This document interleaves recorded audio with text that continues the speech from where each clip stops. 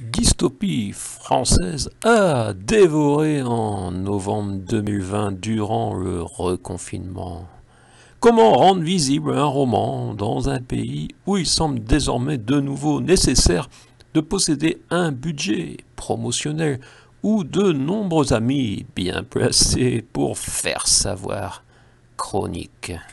Mort-né le 20 août 2020, mon septième roman, après l'énergie anti-électrique, peut-il devenir la dystopie du reconfinement?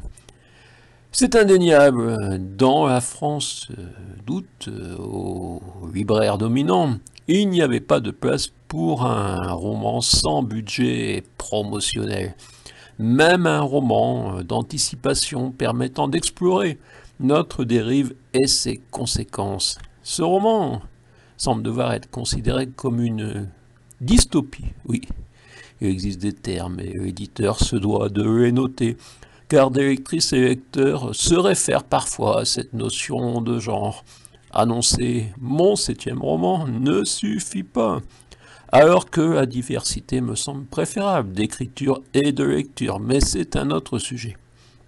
Se situer dans un millénaire n'étant qu'une manière d'exposer la dérive d'aujourd'hui, une réponse au où va-t-on? Ce roman d'anticipation peut-il donc être le roman du reconfinement? Car c'est bien lors d'un prochain confinement que la géolocalisation sera imposée aux humains par puces incorporées. Certes, pas en 2021, il manque encore quelques progrès technologiques à réaliser. En plus, ce roman est disponible sur Amazon, qui est quand même notre libraire préféré. À part peut-être de Madame Bachelot.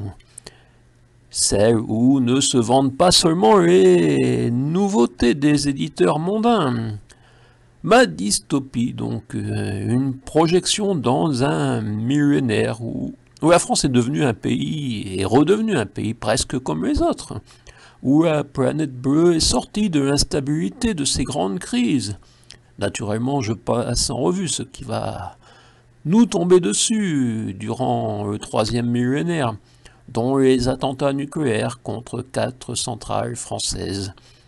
Mais la France s'est redressée, même si une partie de son territoire reste inhabitable, devenant leader des robots dévoués qui ont donc enfin remplacé les humains dans le travail, au point certes que l'oligarchie eut l'idée de se débarrasser d'une partie de la population, dépossédée de tout bien et sans utilité.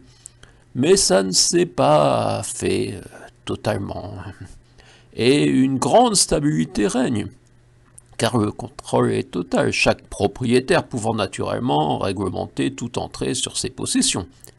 La confiscation des biens des pauvres, vous n'avez pas l'impression qu'elle se met en place?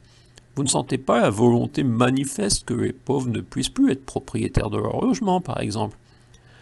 L'an 3000 est passé sans encombre, malgré des prédictions millénaristes. Puis survient le jeudi noir, le blackout complet, la disparition de l'électricité. Quand l'électricité disparaît à une époque 100% numérique, c'est l'arrêt de tout, l'impossible, l'incompréhensible. En 3050, presque tout de l'histoire a ainsi été oublié, les termites ayant dévoré le papier durant le millénaire qui nous sépare de cette observation. Et le monde 100% numérique vit donc depuis 50 ans sans électricité. Pourtant, la lutte pour le pouvoir trouve son origine dans notre époque, même si la disparition de l'électricité reste inexpliquée en 3050. Quelques personnes connaissent l'expérience ayant dégénéré d'un savant prix Nobel, mais la France ne pouvait pas se permettre d'avouer cette responsabilité. Et il a lui-même douté d'avoir été plus qu'une simple étincelle, qui aurait permis aux âmes, prisonnières du rideau anti-retour des âmes errantes, de briser cette frontière qui ne faisait peut-être pas qu'empêcher nos vieux morts de venir nous faire des confidences.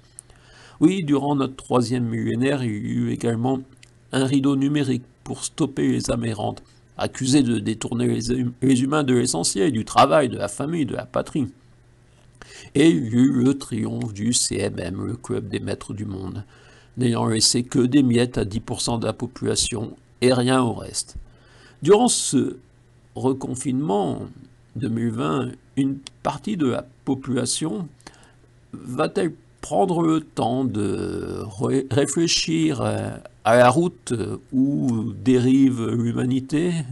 C'est une question. Ou alors, pour toutes et tous, la distraction va primer. On attend Noël, vive le Père Noël!